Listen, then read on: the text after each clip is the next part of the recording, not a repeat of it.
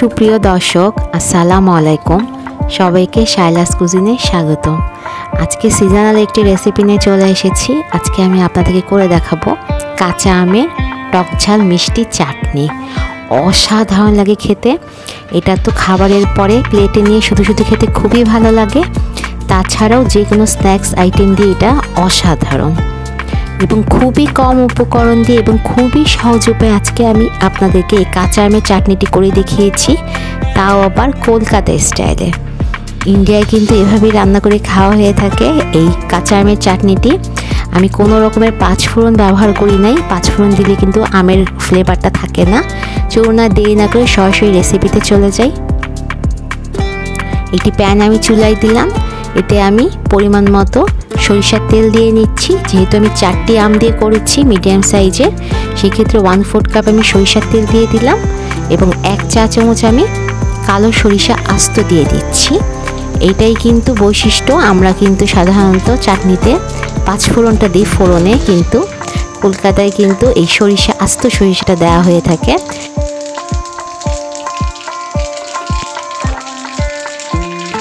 সরিষাটা যখন ফুটে উঠেছে তখন আমি 1 চা চামচ হলুদের গুঁড়ো দিয়ে দিলাম কাঁচা তেলের ভেতরেই, তাহলে কাঁচা গন্ধ চলে যাবে। এবং আমগুলো আমি কিভাবে স্লাইস করে কেটে নিয়েছি দেখিয়ে দিচ্ছি। আটিসহ কেটেছি পাতলা পাতলা করে, সবগুলোই দিয়ে দিলাম।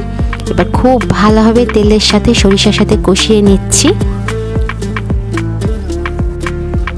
এবার আমি লবণ দিয়ে দিচ্ছি 1/2 চা চামচ। লবণটা যার যার রুচির মতো দিবেন, তবে খুব বেশি লবণ দিবেন না, তাহলে কিন্তু খেতে ভালো লাগবে না।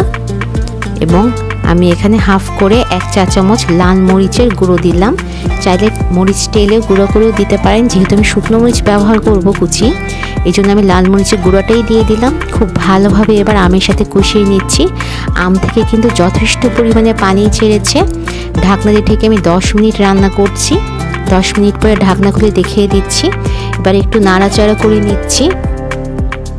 এবার আমি চিনি দিয়ে দিব। চিনিটা আমি ফার্স্টে 1 কাপ দিব, যেহেতু আমার আমটা অনেক বেশি টক ছিল।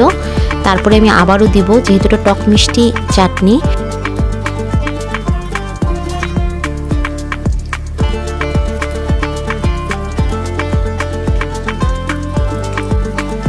চিনিটা একটু বেশি দিতে হবে, তাহলে চকচকা ভাবটা চলে আসবে এবং এটা খেতেও খুব ভালো লাগবে।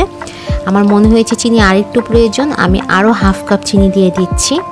চিনিটা আপনারা যার যার রুচি মতো বাড়িয়ে কমিয়ে দিতে পারেন। দেখেই বুঝতে পারছেন কতটা গ্লাসি হয়ে গিয়েছে, কালারটা এবং অসাধারণ লাগছে। এবার আমি কিছুটা শুকনো মরিচ কাঁচি দিয়ে কুচি করে নিয়েছি, 10-12টি আমি দিয়ে দিলাম। এটা দিলে কিন্তু ঝাল মোটেও হবে না, আমি বিচিটা ফেলেই দিয়েছি, কিছুটা বিচি রেখেছিলাম। সম্পূর্ণটা দিয়ে এবার আমি ফুটিয়ে নিব। এবার একটি উপকরণ ব্যবহার করছি, সেটা হচ্ছে লবঙ্গ। লবঙ্গটা অবশ্যই দিবেন, তাহলে কিন্তু এই চাটনিতে খেতে অসম্ভব ভালো একটি ফ্লেভার আসবে এবং খুবই সুস্বাদু লাগবে। এবার ঢাকনা দিয়ে ঢেকে আমি নামিয়ে নিচ্ছি। খুবই ঠিক হয়েছে। যখন থকথকা হয়ে আসবে, খুব বেশি কিন্তু আমি এটা আবার ঘনও করব না, খুব বেশি পাতলাও রাখবো না।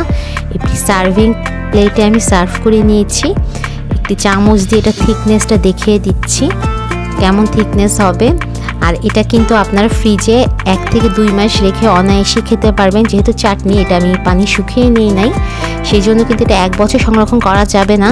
কিন্তু নর্মাল ফ্রিজে আপনারা 1 থেকে 2 মাস অনায়াসেই রাখতে পারবেন।